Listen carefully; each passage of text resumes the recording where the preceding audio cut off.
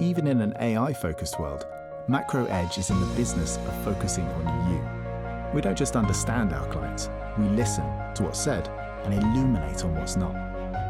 In a world moving at the speed of light, with shifting markets, evolving workforces, and non-stop disruption, MacroEdge helps you to navigate and identify novel opportunities, expand your enterprise, and succeed in tomorrow's world. And it all starts with you.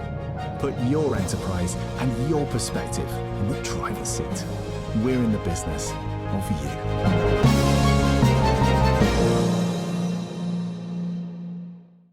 Well, we're going to try this again. We have no internet down here in Florida thanks to an earlier thunderstorm. I don't know how I sound. We're running this on cell versus our normal high-speed internet. This is John Galt speaking. Welcome to MacroEdge Radio number 79 with Tim Dallinger. I'm going to try and bring him up and see if we can get this to work. If for some reason this fails, I apologize. It's that kind of connection night, boys and girls, and we're just going to have to roll with it. One of the key things that we're going to talk about tonight is the energy complex. We cannot focus on that enough, believe me. The problem, sorry about that, the problems we're running into in the energy complex are a little bit unique because what we're witnessing at this point in time is the storage dilemma running into the economics of production, and we're going to see a massive change if there's no resolution to the war, to the shipping, to the storage in the next 60 days. Tim, welcome to MacroEdge Radio. Well, greetings, sir. Do you Yeah, you sound great. You probably sound better than I do because I'm operating on 4G and a prayer right now. It's one of those unique situations where the internet gods have decided to frown on us tonight. What I was going to ask you about, first, introduce yourself to our listeners and what your background is and what you work with on your Substack, sir. Sure. Yeah, absolutely. Well, first of all, thank you for having me on. I appreciate the opportunity. I'm a mechanical engineer. I work in the midstream space, doing hydraulic analysis for fluid dynamics on liquid systems, and I've been in the industry for the better part of 20 years. Kind of on the side, just as a hobby, I picked up tracking some of these energy macroeconomics. One, it's fascinating, and two, try and further support my portfolio performance. And if you're an engineer and you like numbers and you start to dig, you can find a whole lot of information out there. So I found the every Wednesday the U.S. Government reports how much oil and gas we have across the United States, and some various other aspects as well. And if you dig through their weekly report, you can find all sorts of unique information. And I just started tracking it for my own interest, and every week I put together some charts of what I think is what's happening in the underlying dynamics, and then just some brief description of what the graphs are showing. And being an engineer here, I try and keep the verbiage pretty light. Graphs, I'll show you pictures, I'll tell you what I think's happening, and I'll kind of let the reader see whether they agree or not. Well, one of the statements I read on your July 31st Substack to close it out was the world is short barrels, especially heavy stock. Storage cannot last forever. Elucidate on that, please, because right now nothing has improved since you made that statement a few weeks ago. And it does appear that we're accelerating towards a crisis, not just for heavy stock, but for distillates, et cetera. We'll take it one section at a time, though. Yeah, sure. Absolutely. So when we talk about oil, and we've got a lot of people interested in the space that aren't actually in the industry, and look, that's great. The more people we have interested in this, the better. But I think there's some misunderstanding of like what you see on the screen versus what happens behind the scenes in the getting a barrel out of the ground across the country to a refinery and then getting that product to the consumer. When we talk about demand, people are kind of loose with that term.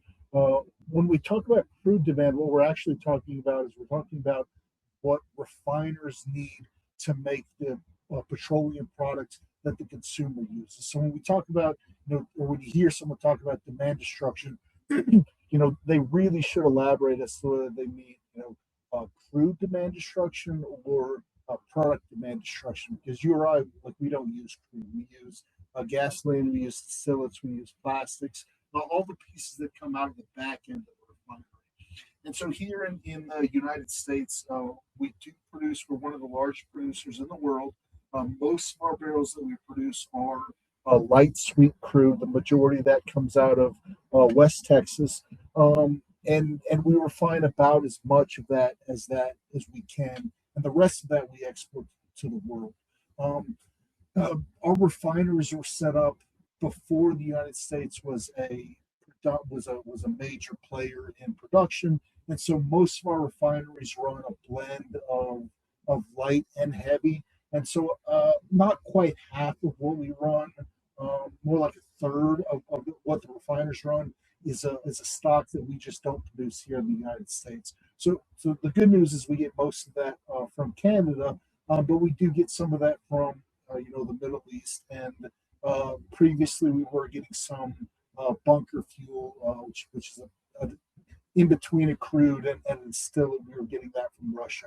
And so with the attacks on the Russia refinery complex, what we're seeing is Russia isn't letting their distillate barrels out, or their distillates out to the rest of the world. They're keeping those internally, and even they're even having to import some of that as well. So a heavier barrel that we're running from, whether that be a Western Canadian select, a Canadian barrel, or a Middle East barrel, is really the types of crude that we need to make these distillates, which is diesels, and jet fuel is a specific type of distillate, and we're short those Middle Eastern barrels because they're just having trouble getting those out of the Gulf, and how much of that is getting out of the Strait of Hormuz. We can argue about that all day. Nobody's doing a very good job of tracking it, but there is a shortage, and we're seeing that across the complex, especially in our distillate shortage in products. So with this shortage, the price of diesel has exploded, and I come from the transportation trucking industry in my distant past, and I'm sort of concerned with the impacts that we haven't seen yet on diesel supply in the United States.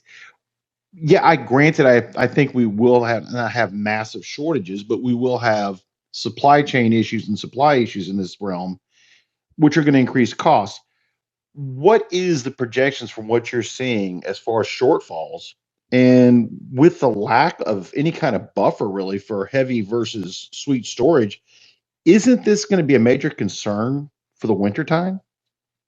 Oh, absolutely. Honestly, I'm surprised it's not a concern already, and I think part of that is we did have some buffer, so we had some oil on water that had built up, that was kind of in transit. You could store crude in tankage on shore. You could also store crude on the water, in tankers, and we burned through all that, and we're releasing a strategic petroleum reserves here in the United States. Those are crude oil that's stored in salt caverns across the Texas and Louisiana Gulf, and we're releasing those barrels because we're short here, and what's going to happen as heating oil demand goes up as we go into the wintertime here, which heating oil is a type of distillate. Well, I don't know. I mean, I really am concerned that the market seems to be overlooking that, and in some sense they're not. In some sense, you're seeing that reflected in the price of distillate, because the distillate is a separate market itself from crude, and it responds to its own supply and demand dynamics. And as supplies of our distillates get tight, the price has to go up. With that being stated, let's go through the distillate market and break it down. We've talked a little bit about diesel. How are we looking on aviation fuel production and capabilities, or is that starting to tighten up? Although we had overproduced at the cost of diesel, have we broken through to the point where now that our reserves are so dry or so lacking that aviation fuel concerns and pricing is about to hit the markets? Well, yeah, I think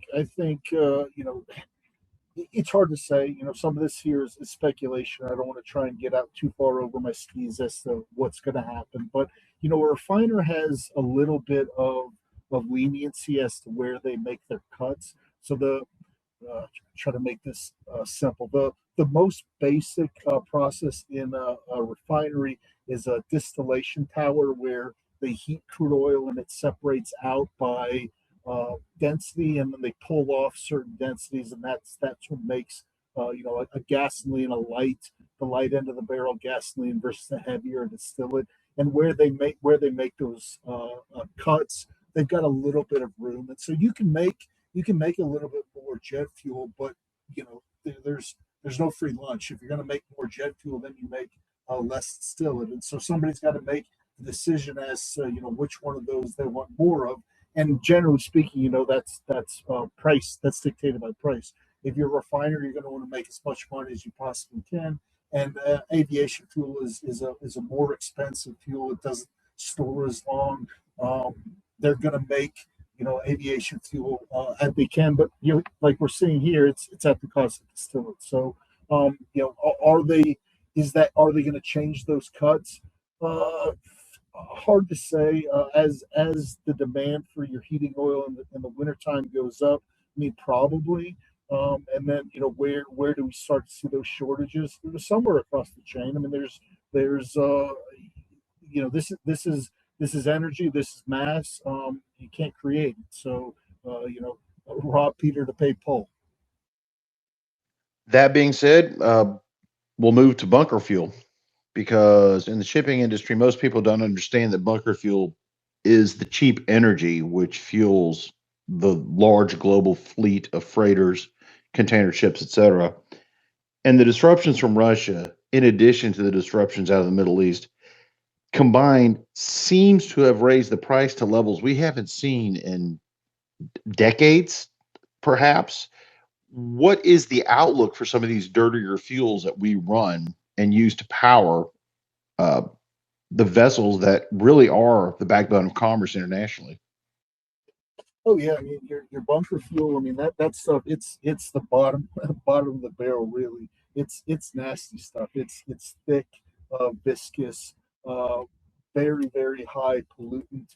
We thought if you guys have, or if anyone's been following the industry, or anybody's been in tankers following the tanker industry, we thought the IMO 2020 was going to be this uh, terrible event where they changed the type of bunker fuels that were allowed to run globally, and we were going to be short these barrels, and this was going to be a crisis. And what happened was a lot of the tankers installed scrubbers, and so instead of having to run a more expensive distillate, they were allowed to run, or they were able to run these bunker fuels. But this is all related. So if we're short a heavier barrel, it's got to come from somewhere. So is the shortage going to be in aviation fuel, jet fuel, kerosene, diesel, heating oil, bunker fuel? Yeah, it's going to be in some of these. Which one's going to be the worst? Hard to say. But as your distillate market tightens up, your cost of everything goes up, because that's your backbone of transport for every industry in the entire world. Well, that being stated, we have a good picture of the everyday fuels. Does the lack of improvement in refining capacity now come home to roost for the United States? Because we can bring the oil in by and large. We can create a lot of, pump a lot of our own oil. We're trying to increase it out of Venezuela, obviously. But the truth is, it doesn't squeeze it through the eye of the needle. We haven't really added any serious refinery capacity in what, 50 years? I believe so. Yeah, I believe the 1980s was the last time we built a full refinery. We've had a few small ones here and there. We do upgrades every year during maintenance season, but as far as a brand new greenfield refinery, we're just not building it. So with that being stated, we saw the refiners running at 95 to 97% flat out. They've got to come down for maintenance. Is that becoming a critical issue at this time? Well, I think you're seeing. I think Shell came out and said they were going to postpone maintenance, this season, and some of the stuff, refinery runs year round, and so uh, about twice a year they take units down. They do required maintenance on these, and the whole facility doesn't shut down. They do it in pieces, and this is called turnaround, and those guys work day and night to get those refineries back up and running. And if your crack spreads right now are at record or near record levels, and that a crack is the difference between what a refiner pays for crude versus what they can sell their product. So it's a proxy for their profitability. Because they're so profitable right now, they're really going to try and run as hard as they can. And so, who's going to defer maintenance? Well, probably everybody that can. But at the same time, some of this stuff has to be done. And so, if you don't take your maintenance, things break. I mean, these are like we mentioned earlier. At the very basic level, a distillation tower is heating crude oil, and once you heat flammable product, if you haven't done the maintenance you need to, and things break, refineries blow up, and like that's a real risk across the industry. And so some of this stuff can't be deferred. And we're coming into fall maintenance season here, and yeah, I mean everybody's been running as hard as they can. I mean, we even had the pad 4 refiners. They ran above nameplate capacity briefly here for a couple of weeks. So I mean, everybody's just running, flat out as much as they possibly can, and they'll do that until they can. That being established, are we not? Actually, I think it's starting this week. Is this not the start of the transition to the winter blend conversions and additives? And that does force some capacity offline regardless, correct?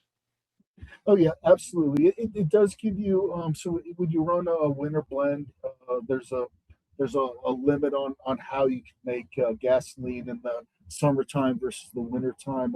Summer blend versus a winter blend. You can blend more butane into your winter blend, but you got to change how your refiners are running. So some of that has to happen. We did get a little bit of relief. The EPA did allow the refiners to use to waive some of the RVP limits, read vapor pressure. It's a measurement of how volatile the fuel is, essentially like how much butane you can mix in your gasoline. So some of these refiners haven't been running their full summer spec blend, so they might not need to come down as much. But yeah, absolutely, these maintenance are scheduled, they're happening, or they're going to happen, and as your refiners come down, your fuel markets get tighter. What type of impact do you see all of these events having on supply and price from the midstream perspective then going into the end of September? It looks like September, October is the event horizon. Tell me if I'm just using the typical bear style analysis, but it does seem, and I'm not in the oil industry, don't even pretend to be. I just read what I can read from all the experts and listen to the guests that we have on. And it seems like we're heading towards the proverbial big event sometimes in September, October. Does that sound correct? Yeah, I mean, I think we're all here. Everyone who's paying close attention is trying to model out when things get so tight that you can't ignore it anymore. And whether you think it's now or whether you think it's the end of the year. I mean, we're kind of splitting hairs. We don't know. But as far as there being any solution on the horizon, I mean, I don't see it unless we get some resolution out of the Middle East, and that just seems unlikely at the moment. Will we see impacts? Is it just more of the same from the Saudi refineries being taken offline, especially in southern Saudi Arabia, the threats to their major refineries, and their inability to get crude out of the Red Sea and Persian Gulf at any kind of real volume that was pre-war. Oh yeah, absolutely. And so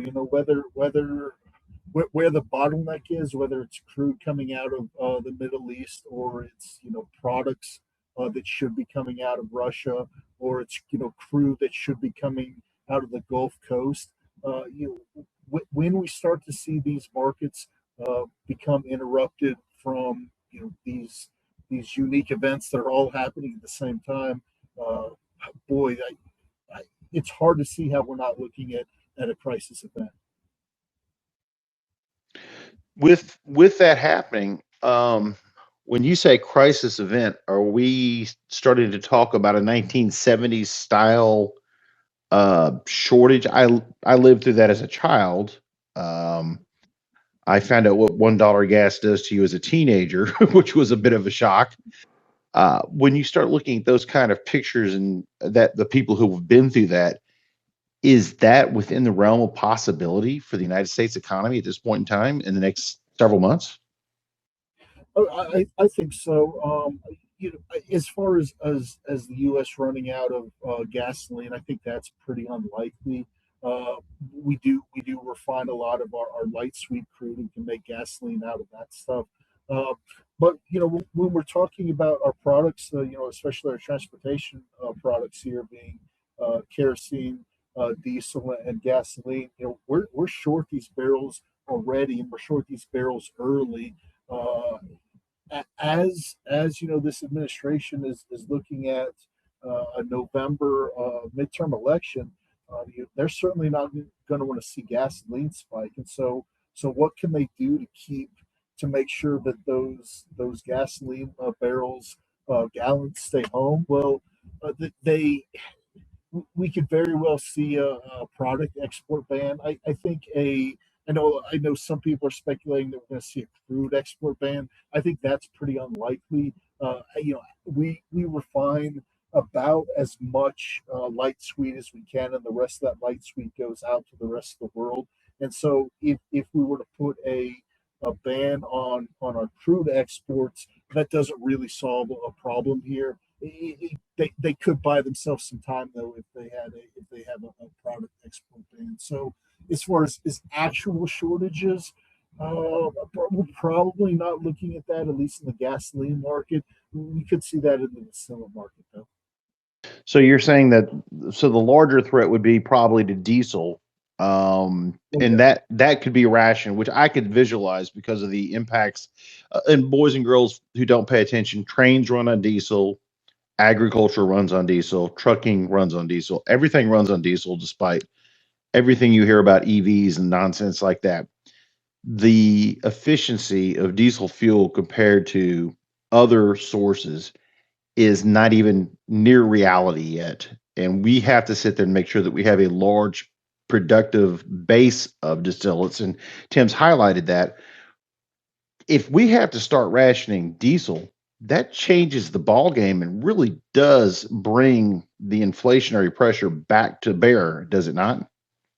Oh, absolutely. I mean, when you're looking here at the challenges that's ahead of, whether it be the Federal Reserve or the Treasury or just this administration, as to everything that they're trying to juggle at one time, whether that's crude prices, gasoline prices, uh, bond prices. I mean, this is a challenge for them, and thus far they've been able to keep the worst of some of the speculation from happening. But how long can that continue? I don't know. If they certainly don't act like they're worried. They get we have Bessett get on television and talk a big game, and maybe they're not. But I certainly it surprises me that if they're not concerned, they should be. From tech, let's get a pick a snapshot of out west.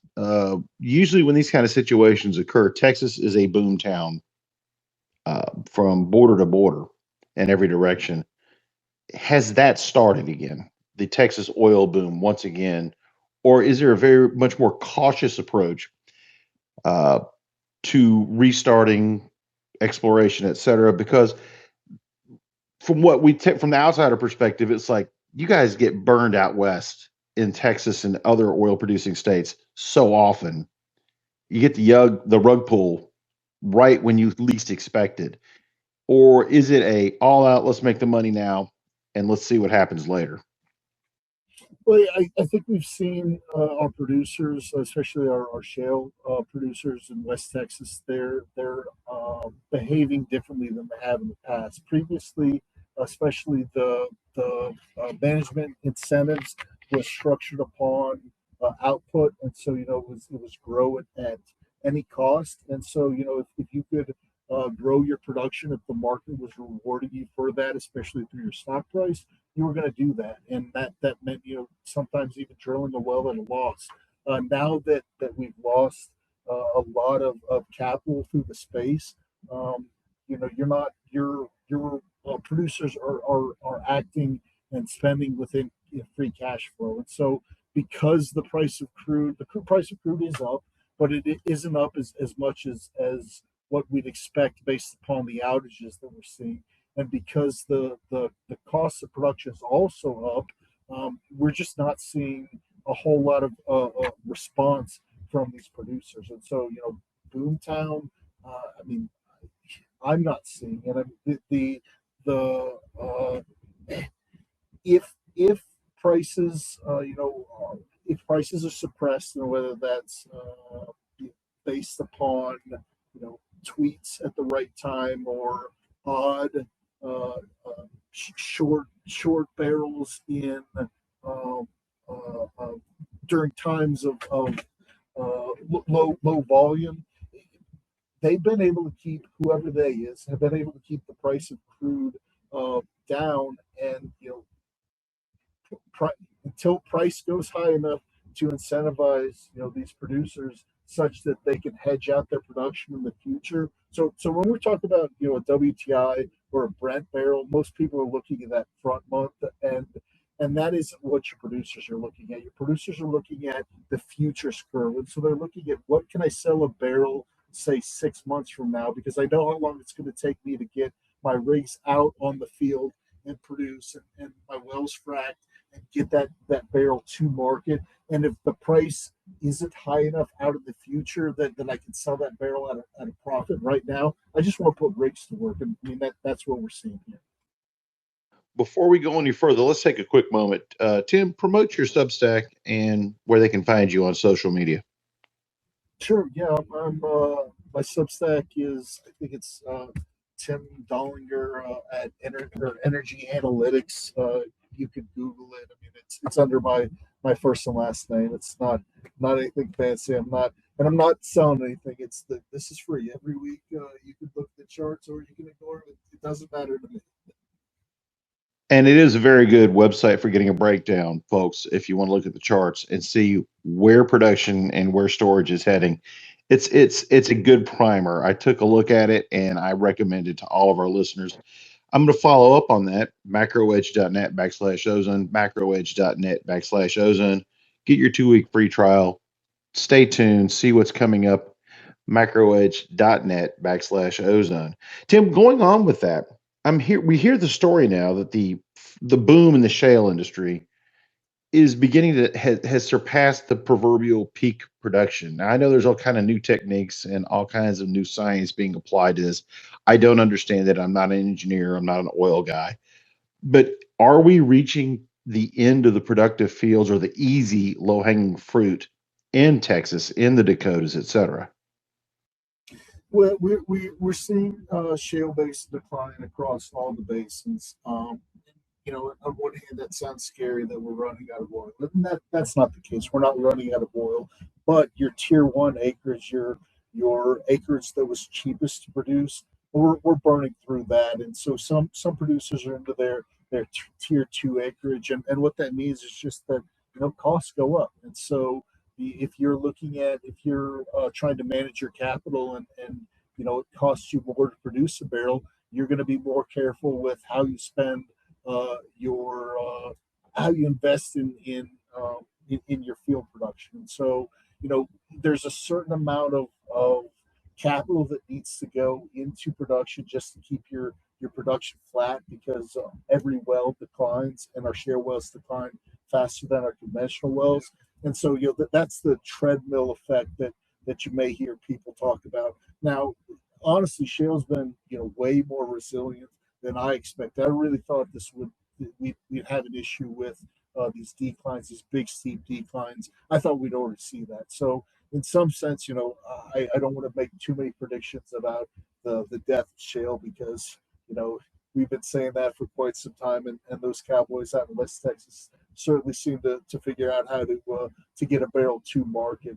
But costs are going up, and so when we're seeing the price of crude, I think today a spot price closed here on WTI at just over $82, and you're not seeing your producers go out and put rigs out there. The reason they're not is because when they told us they could drill a barrel, or they could bring a full scale production online at $30 is what they were saying back in 2018. Like, one, it wasn't true then, and that's certainly not true now. So if they're not putting rigs to work at an $80 crude, and again, that future price is a little bit lower going out in the future. But you look at your futures curve, and you're looking at a $60 or $70 barrel out 6 months from now. If you're not seeing production respond to that, it's because they can't make money at that price.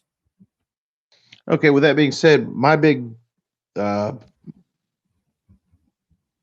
investing jihad for the year was pipelines, and I'm very disappointed in the lack of emphasis from the administration on promoting more pipeline productivity and expansion in the United States, including, for some reason, no attempt to really restart something similar or close to Keystone.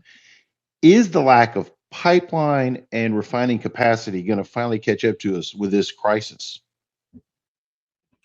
Well, I think it should. What it should do is it should highlight some of the risks that we have here in this country. It's difficult to put a pipe in the ground right now, depending on where you are in the country. That right now, the pipeline isn't the bottleneck. Right now, the refineries are really the bottleneck. But when we're looking at our light barrels coming out of West Texas, and we get an interruption across the rest of the world where we get our heavy barrels. Canada's running at about as high capacity as they can for sending barrels, south across the Enbridge main line or Keystone One, not Keystone XL. And then now they have Trans Mountain where they're going out to the West Coast. So, Canada is talking that they're going to build export capacity, but they haven't. And, where is the U.S. going to get their heavier barrels going forward? Venezuela has been part of the solution currently, but if we actually take a look at what's happening on the ground in Venezuela, their production isn't up either. So they're getting some storage out. We're getting some barrels previously that we didn't, but until they go in and really make the investment in Venezuela, like, you're just not going to get the Venezuelan production growth there either. And Exxon upset Trump when they called it uninvestable, but that's the case that you're at. So yeah, we do have some headwinds here in the U.S. the industry, and these events should highlight it as to what kind of resolution we're going to see. I'm not optimistic. We make the claim that the U.S. is energy independent, and that's not true now, nor it has ever been.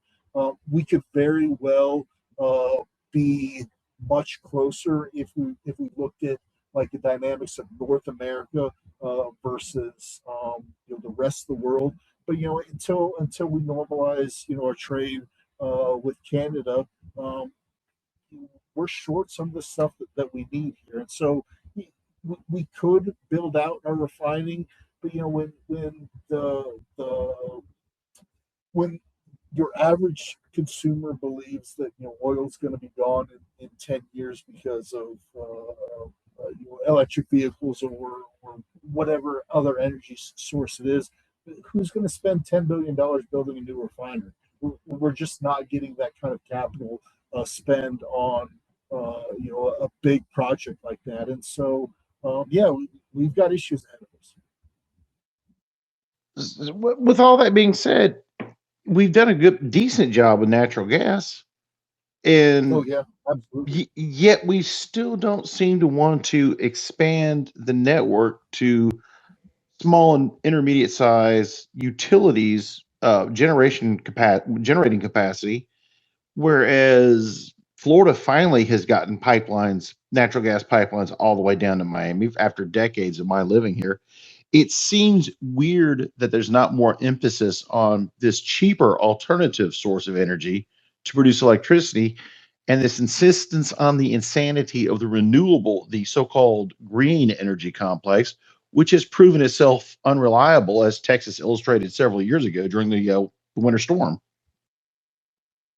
Oh yeah, absolutely. And if we're talking about quote unquote clean energy, I mean, I don't know why natural gas isn't on the forefront. I mean, we have so much natural gas in this country that we light it on fire in West Texas when it's not economic to move it. And why the Texas Railroad Commission allows that? Well, they allow it because the it's associated gas and the crude is more valuable. But that's so short sighted when we've got a spectacular energy source, a natural resource that is just wasted. So why there isn't more focus on using that and building out that. I don't know. I mean, those are the kind of questions we'd be having if we were serious about the growth of our industries in the future, and like we're just not. That was my big question. We're talking AI. We're talking massive data centers. We're talking electricity requirements that are far beyond the pale of the normal civilian population. But then when you see the lack of use of cheap available energy and this pie in the sky thing of nuclear, you say, this isn't going to happen overnight. Why don't we use a source that's available, transition from coal to natural gas, and let's make some money at it while at the same time? Yet people in Texas and Louisiana, Oklahoma that I've talked to, they all shake their heads like, what is wrong with everybody else? We got plenty of this crap. Let's go. But we don't seem to Oh, have a serious national effort. you're preaching to the choir, dear. I mean, if I could explain it to you, I would. I don't get it either.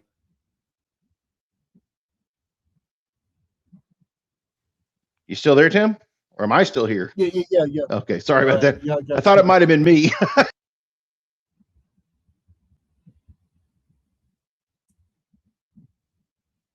Yeah, we've lost you there. Yep.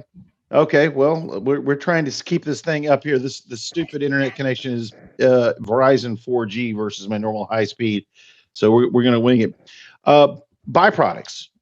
A lot of people are ignoring other byproducts that are manufactured from a barrel of oil, and I don't seem to think that most Americans understand that a barrel of oil is not just gasoline and diesel. Could you go into a little bit about the other chemical extracts that are used and produced and the problems of these shortages creating? Because not only do we have a refining capacity issue for that, but also for the processing of the byproducts, which are critical to American industry. Without a doubt. I mean, what we see, gets most attention is gasoline and diesel, and fair enough. Your average person uses gasoline on a daily basis, but like if you actually look around, I mean, if you're sitting in your office and look, every single thing that is within your eye reach has been touched by the petroleum product, whether it was delivered there or if it's a plastic, all of your plastics. All of the composites, all of those is made from petroleum products. And what's not getting a lot of attention, and I think is potentially a real issue coming up here, is your base oils, your lubricants. I mean, your motor oil, all your engines run on these things, every engine, needs lubricants. As those become shorter, I mean, we're the cascade effect of the things that we're going to be short here is, in some sense, it's staggering, and as to why people aren't panicking, I don't know. I really don't know. Well, I know I've stocked up on the motor oils that I need, so I was ready for it, especially for my generator and other issues. So I understand exactly what you're saying. It doesn't make a lot of sense. People don't understand naphtha, fertilizers, plastics at all. And the plastics is an amazing thing to watch. You're seeing it from the upstream effects, but downstream, plastics are being bid up to outrageous rates, and most folks don't understand. Even though you don't eat plastics, 50% of your foodstuffs comes wrapped in a plastic product. Yep, and then those come from like what's called your natural gas liquid. So when you're processing wet natural gas, you get dropout. Those are we call it a Y grade.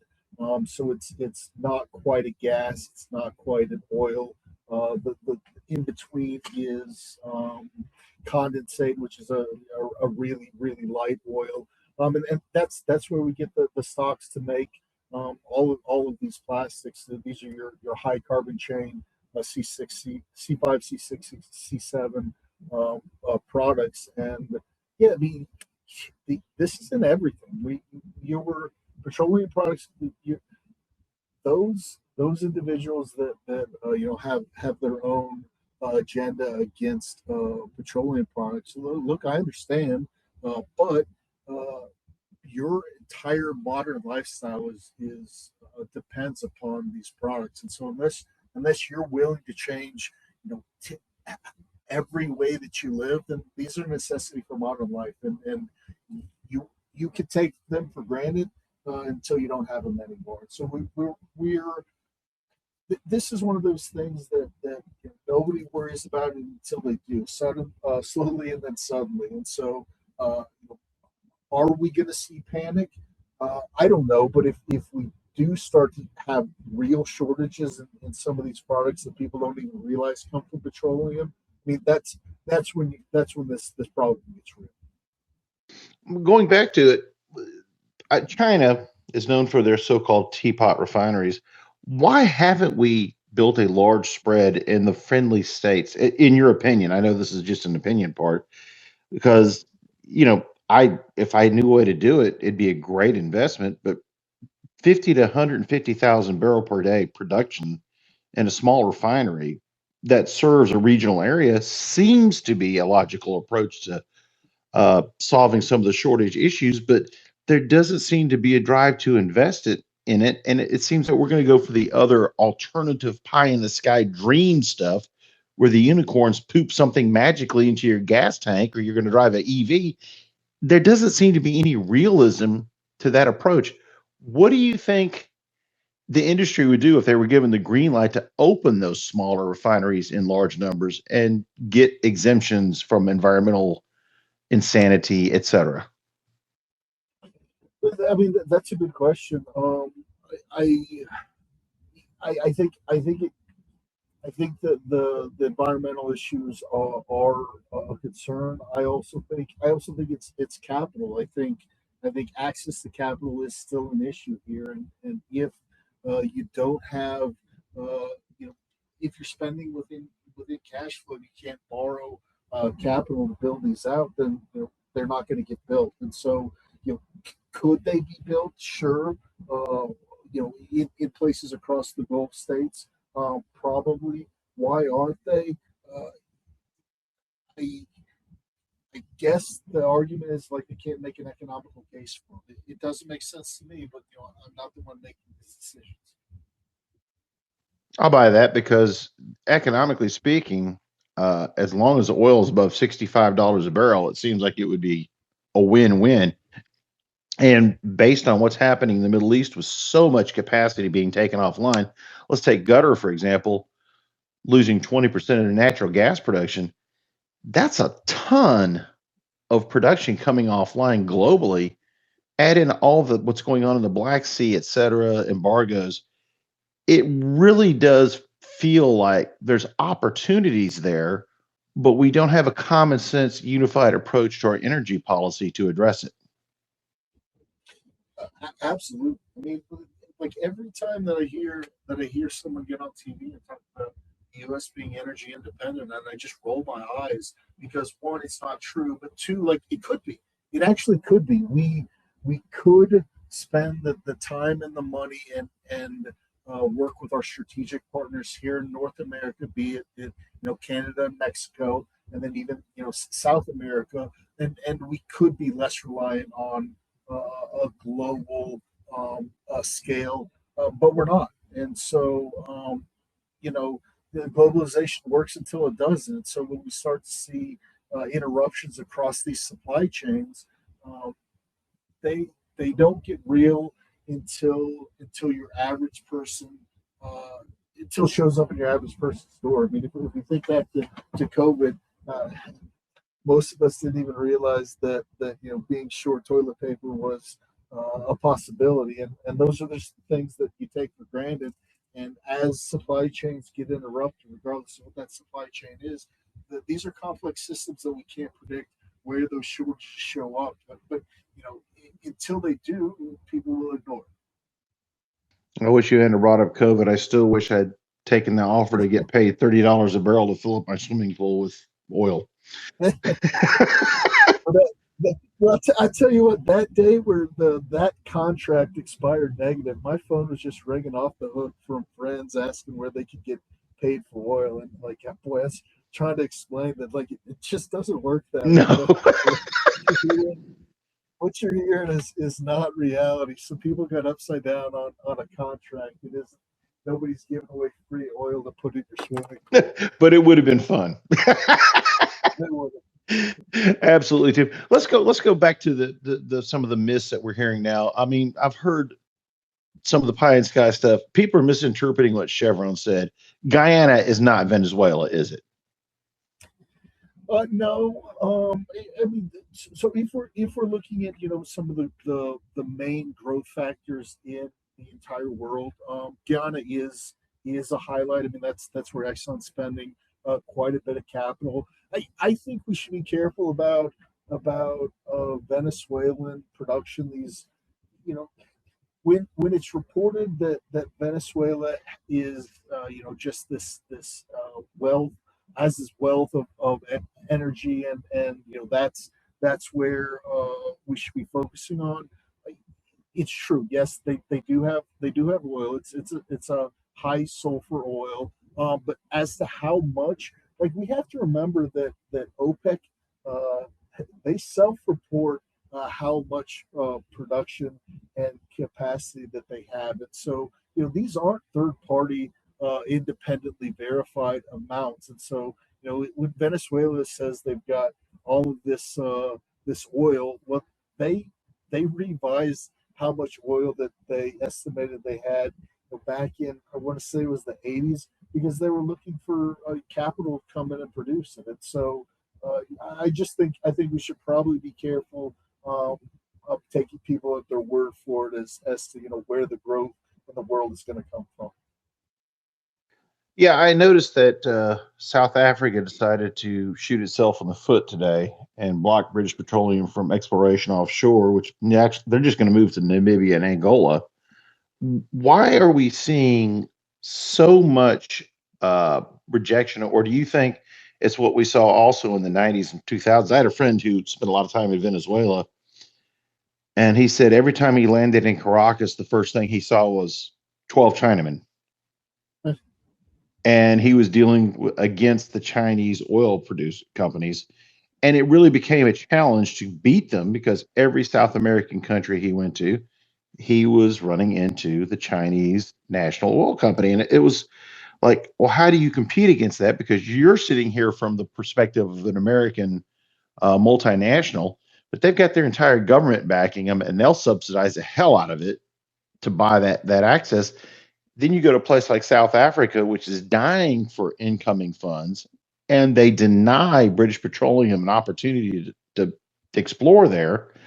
It makes no sense on a global stage for countries to be blocking capital at a time when energy is going to be the number one issue before we make this grand transition to unicorn fuel, fusion, or whatever.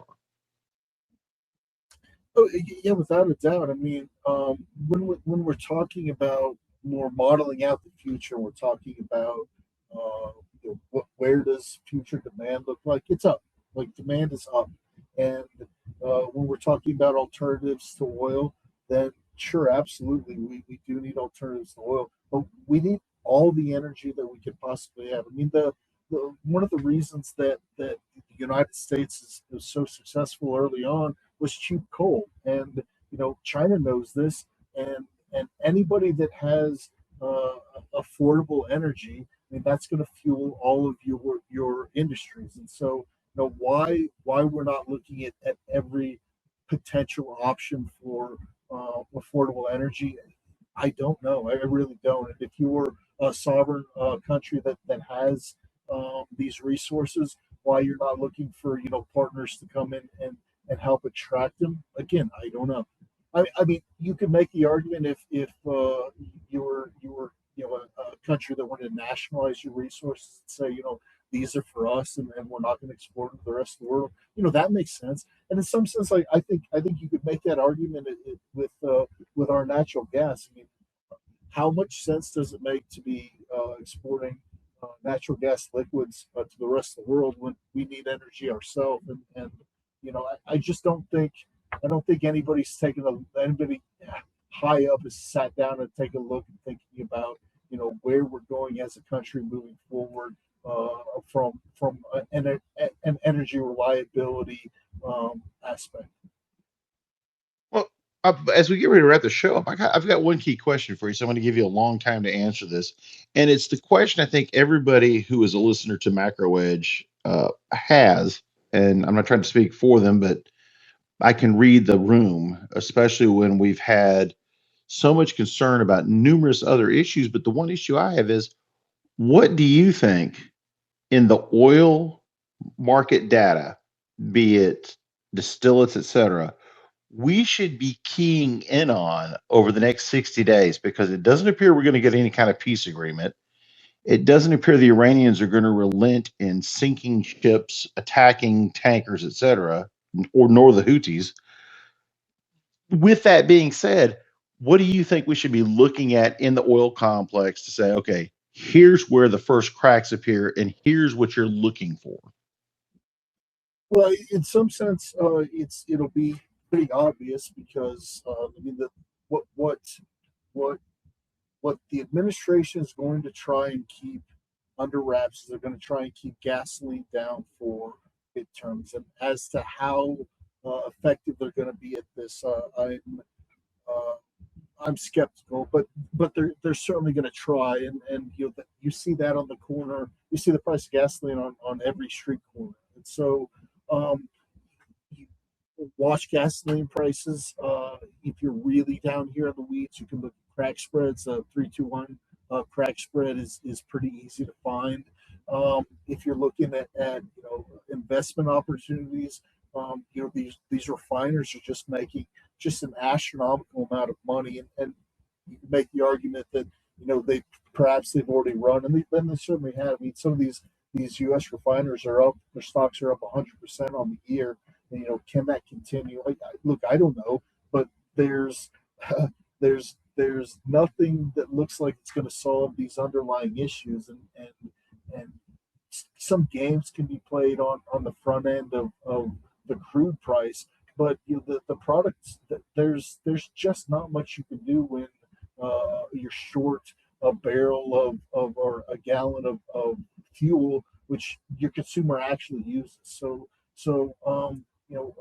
where where are we going to see these show up? Well, you're going to see it in the, the price of gasoline, but then you're also going to see it across the entire market. And you'll see that in these inflation metrics. So part of the reason that the administration is doing its best to keep a tamper on oil prices is because they don't want that inflation metrics to run. And we're already talking about affordability crisis. I mean, that the cost of transportation of anything goes up, the cost of everything goes up. So, these next, 30, 60, 90 days here, um, things get real interesting. And, I don't try not to be a doomer. If you read my Substack, I really, really try not to make claims as to, the sky is falling, cats and dogs living together. But we have some real issues here in front of us with no clear solutions, and I am concerned about um, the near term. Tim, thank you very much for your time tonight. And folks, that's Tim Dallinger on Substack. Look it up, read the data. It's free. It's a very good perspective. I would put that into your formula for paying attention to the future. And Tim, if there's anything else you'd like to say to our group before you depart, please go ahead. Well, I just want to thank you for having me on, let me have the opportunity to speak. Thanks for everybody for listening. Like you mentioned, I'm on Twitter under my real name. I'm also on Substack under my real name. If I can help you, please reach out. This is kind of what I do for a living, on the engineering side, but like I also try and be a good representative of this industry, and we get the hate that gets directed towards fossil fuels is it doesn't make much sense when it plays such an important role in all of our lives. And so if I can help you understand some of these graphs, I mean, leave me a comment. I read all my comments. I respond to all my messages, and that's just because this stuff's important, and it gets overlooked. And right now it's gaining a lot of attention, but at some point, it'll go into the background, and people won't worry about it anymore either. And this really is the bedrock of modern society. And so please reach out if I can help. And thank you guys for listening, and thank you for having me on. Tim, thank you for joining us tonight. And guys, this is why we have a diverse group of guests on. I'm not an expert on everything. Trust me on that. Believe me, I'll tell you that first and foremost. My wife will remind you of that any chance she gets. The bigger issue is if we don't present varying viewpoints from the formulatic television, and there is formulatic X, there's formulatic Facebook, etc., where there's an effort to promote a campaign and a narrative that's alternative to the reality people see on the ground. And the people who see this on the ground are saying, hey, this isn't right, but they don't get their voices heard. This is where guests like Tim come in handy to sit there and explain to everyone, you better start paying attention to these other data points before something major occurs. With that, thank you once again, Tim, and everyone at MacroEdge Radio. Thank you for joining us tonight. This is John Galt speaking. Good night now. And thanks for tolerating my technical issues, gang.